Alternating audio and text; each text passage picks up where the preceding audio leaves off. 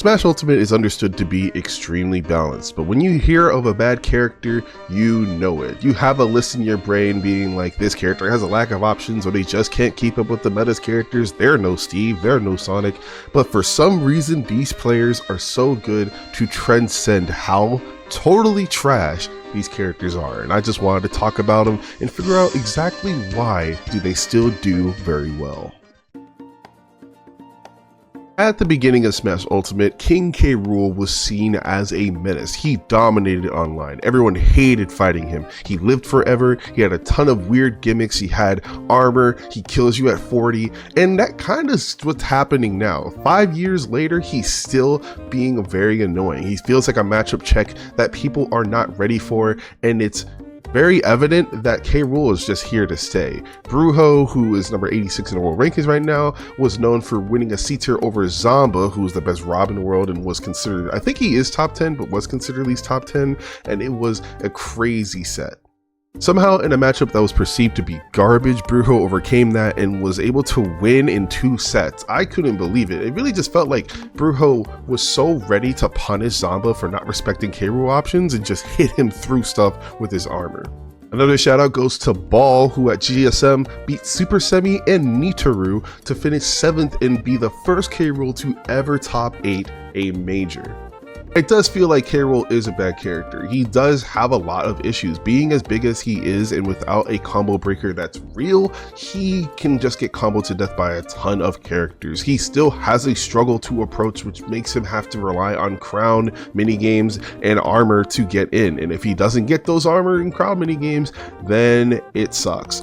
But being so heavy, being extraordinarily heavy, and having so many strong confirms in an advanced state that can be very suffocating, he can overcome how hard it is to get in sometimes. He gets a lot of chances, and he might just kill you when he gets that chance. It's so funny to just see a character with so many gimmicks struggle to play the game because he technically has a lot of options, but he's just so big and so slow that he can't use them for most of the match. But when he gets his chance, he destroys you. And I think K. Rools are just getting used to being that kind of playstyle and destroying people for it. I don't think he's going to be dominant anytime soon, but it is interesting to see a Bowser space like K. Rool come and do well. We are in a meta that I think people can describe Kirby as not viable, but extraordinarily annoying. If you play Fox, if you play Roy, if you play any brawler type, you don't want to fight Kirby. Kirby is so good at doing damage when you're close to him. He has combos that do 0 to 70. He has moves that kill you from extraordinarily early percents for being as small as he is. He has so many scary moves that make no sense. Forward air is honestly a war crime. People don't realize how crazy it is, but forward air is ridiculous. Nair is ridiculous. Down tilt's ridiculous. Him being able to crouch under stuff is ridiculous. And it's weird because he still has, you know, being floaty, so he can't get down very easily. He's still slow. He's still stubby. He still has the obvious things that make Kirby bad. He's been like that for 4 games at this point, other than 64, where he actually was pretty broken. But in this game, he's still understood to be bad, but there's just so many Kirbys right now. Akana Karuru with wins on Matsunabe, Akakatsu, Noi, and Huto is easily the best Japan Kirby, and he does so well even though those matchups like Falco, Hero, they don't sound good, but Kirby's so obnoxious. Snake doesn't sound good, that sounds horrible, but he just does it.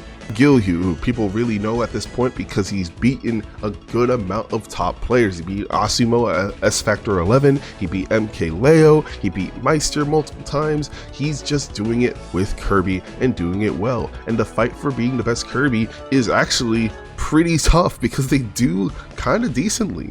Jaja, who I consider to be the best Kirby in the world right now, although it's pretty close, won a C tier with Afterburner and plays 9th at Luminosity Makes Big Moves 2025, where he beat Cola, Beastful Paul, and Jackal. And it's the first and only time a Kirby player placed single digits at a major, but that's a really good major to place a single digit on, and it's crazy. Kirby is just turning to be a good character in this meta. I don't really know.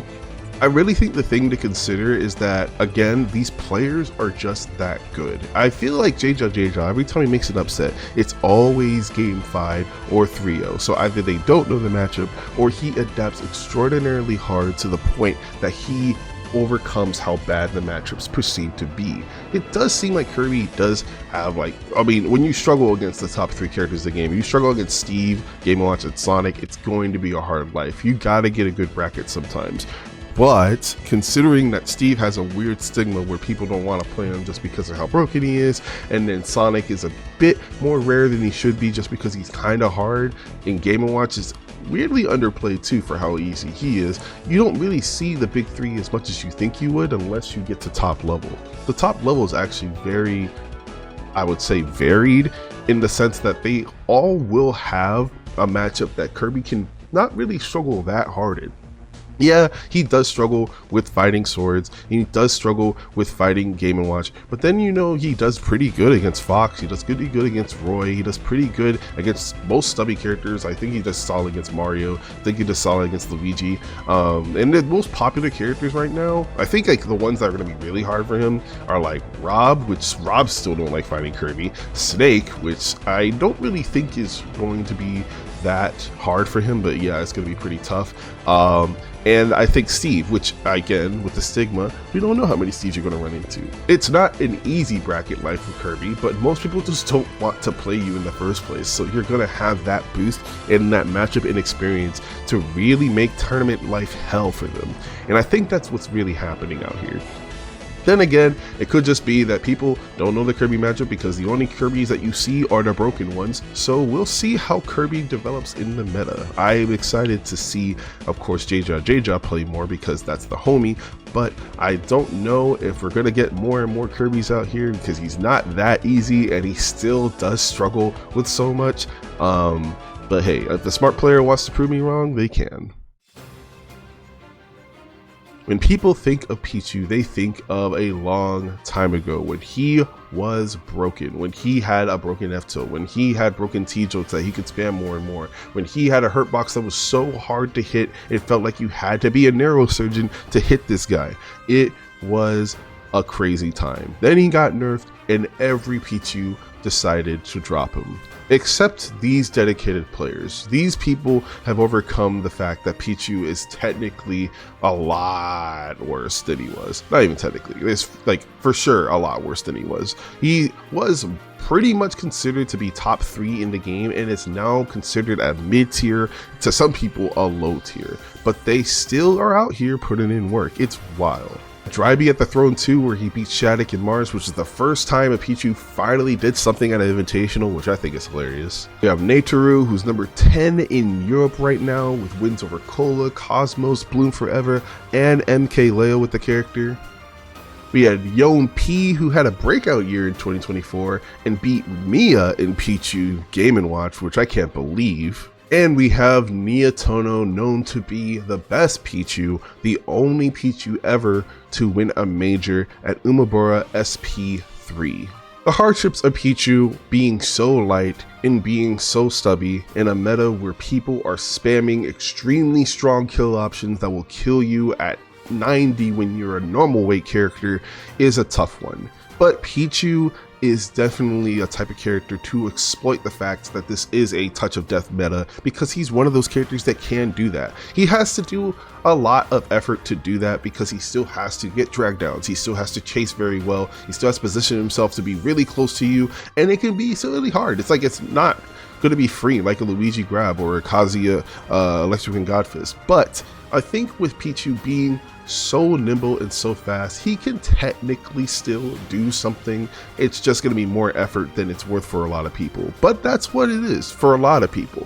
For some people, it actually is worth it. He still has fun combos to do. I think he's really fun as a character. So people who love playing Pichu will probably show that he still is very scary when he hits you. He still has a very strong thunder and very cool combos and very explosive neutral. It's fun to watch Pichu, and I want to see more and more Pichus do well.